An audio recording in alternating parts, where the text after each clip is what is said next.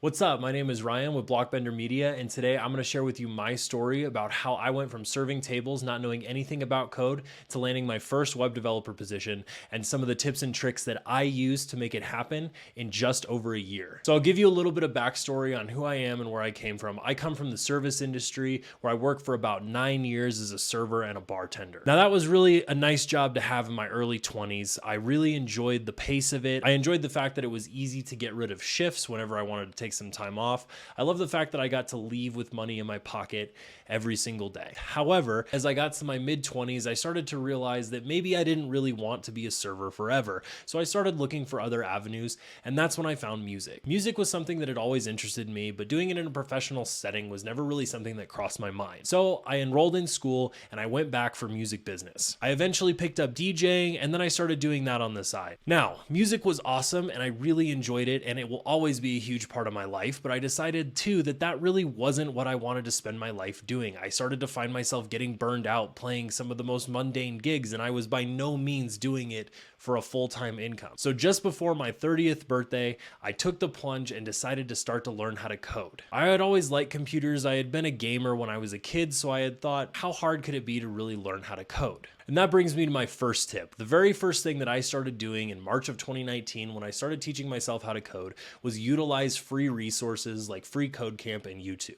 Free Code Camp is great because you can learn CSS, HTML, and JavaScript in very easily digestible pieces. YouTube is equally as good for finding really good content creators that can teach you how to build anything from a tic-tac-toe game to your very first website to even cryptocurrency bots and everything in between. I will include some of the channels that I use down in the description so that you can explore some of these free options for yourself. After I'd spent about a month on these free resources, I decided that it was time for me to start getting a little bit more structure in learning how to code. Which brings me to my second tip, and that is paid resources. The primary paid resource that I used was Coursera. The chief among those courses on Coursera is the Web Development Bootcamp by Colt Steele. I'm not paid or anything to promote Colt Steele, but I think that he's a fantastic instructor who has a really great way of explaining things and really holding your hand the whole way and showing you how HTML, CSS, and JavaScript all work together to create the web as we know it today. After working through Colt's program for about 3 months or so, I decided that I really needed even more structure. Which brings me to tip number 3,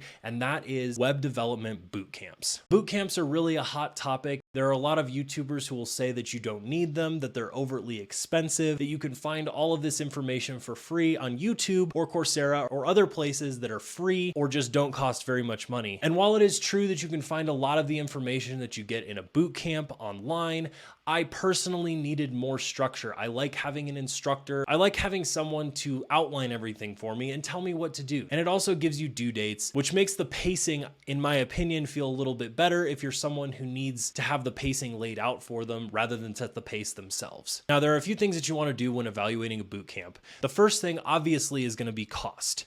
When I was evaluating boot camps, you could spend as little as about $4,000 to $5,000, upwards of $20,000. And in a lot of cases, you get what you pay for. The second thing you want to evaluate is how good the support system is within the boot camp. Do you have access to the instructor? Do you have access to the TAs? Do you have a career success counselor or a career success program that can help you prepare for your job interviews and help prepare you for getting your first job? The third thing that you want to evaluate is whether or not the program has a good reputation. My program specifically partnered with local universities, and so when you got your certificate at the end of the program, you had the stamp of approval of the university that they were represented by, and so it carried a little bit more weight when you were putting it on your resume. I'll set a link down in the description to the bootcamp course that I used. If you're not in Arizona, which I was at the time, that's okay because Trilogy, the name of the company, partners with universities all across the United States. You can find one that's in your home state if that's important to you. And another thing, this doesn't affect everybody, but you might want to also look to see if your bootcamp is either online or in person. I had done online learning before, and that structure didn't always jive with me, so I found a bootcamp that was in person. This really just works with my personality a lot more, as I like to be face-to-face and be able to ask the instructors questions, just physically bring my computer over to them and show them what I'm working on if I'm especially stuck on something. I got enrolled in the bootcamp, and my start date was in November of 2019. I had been coding on and off for about 8 months at that point. I had learned a lot, but I'm glad that I had spent some time before going into the bootcamp learning as much as I could, because I really felt that that helped to springboard me into the success that I had during and following the bootcamp. So in the months leading up to my bootcamp starting in November, I really started to tackle my pre-course work. And this brings me to my fourth tip, which is building your digital footprint.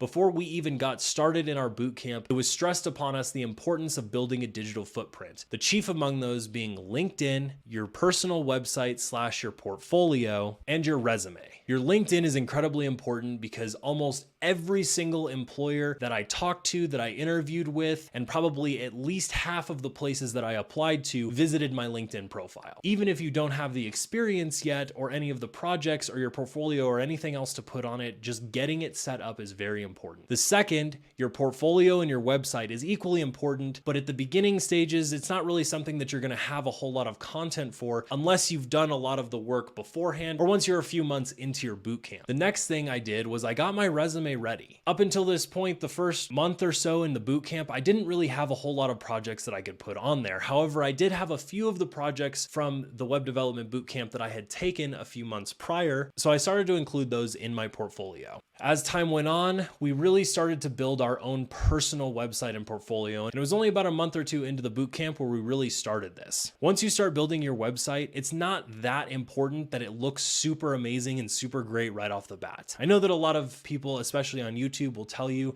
that you want to focus so much on your portfolio and it needs to be perfect and you want to have all these amazing projects on there. And in reality, that's not really necessarily that important to every single job. While I'm not saying that it isn't important, I'm saying that in my personal experience, I don't think it's as important as people try to make it seem like it is, especially for web developers who are just starting out. In January of 2020, after about 3 months in the bootcamp, our instructor told us that we should start applying for jobs, which really took me by surprise because I thought my website's not even HTTPS. I don't even know what an SSL certificate is. I certainly don't have that good of projects. I had built like a password generator up until that point, and my projects were not that great. But my instructor said that the demand is so strong in this industry that you can apply even when you feel like you're not ready or you might not be qualified. You can still manage to get some callbacks and interviews, at least in my experience. So 4 months into my bootcamp, I started applying for jobs. And this brings me to my fifth and final tip. Apply for everything, even if you feel like you're not qualified for it. While technical skills no doubt are extremely important in this industry, especially if you're looking to get into higher and higher level positions that pay a lot of money, for an entry-level web developer, it's usually not as important as people would lead you to believe. I'll give you a little breakdown on my stats. I sent out probably about 65 applications, most of them on Indeed. Of those 65 applications, I got, I think, 4 callbacks.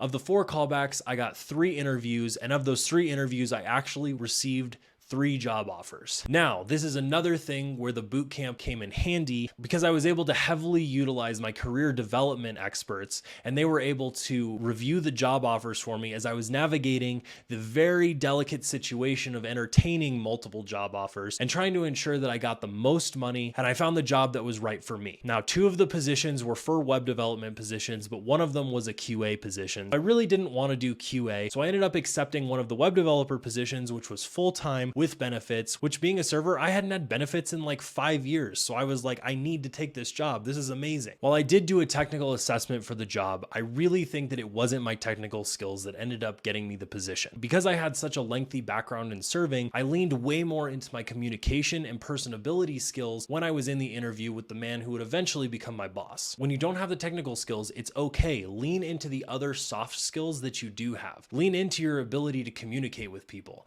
I think that communication, especially in this industry, is incredibly undervalued, and it's something that should definitely be highlighted when you might not have the technical skills needed for the position. The position I ended up accepting was almost exclusively in PHP, and I had no PHP experience on my resume. I had never written any PHP, and I still managed to land the position. So hopefully this helps some people. Maybe you're in the service industry as well. Hopefully this helps you. I just want you to know that it's definitely possible to do, and you really do not need as much time time or experience or technical skills as a lot of people would lead you to believe. I think because I was authentic and honest about my technical skill level and I didn't try to BS my interviewer, that was something that really shined through and really set me apart from the other candidates, because there were about 30 other candidates that had been interviewed for the position. I'm sure some of them had a lot more technical skills and a lot more technical know-how and experience than I did. Now, obviously, this isn't a common situation. My story is not usually what everybody goes through. One of my friends was looking for a job for over a year and a half before he found a position, so it's by no means the norm or the standard. I just wanted to share my story in case something about it resonates with you. I want you to know that no matter what you're currently doing with your life, it only takes 12 months to completely change your life. It did for me, and hopefully it can for you too. If you guys want to chat, if you have any other questions on anything, if you want any other advice on anything, if I can help you, if you don't like the content, if you do like it, please comment down below. Let me know. Let me know if this content helps you, if you'd like to see more of it. Thank you so much for watching, and I'll see you guys in the next video.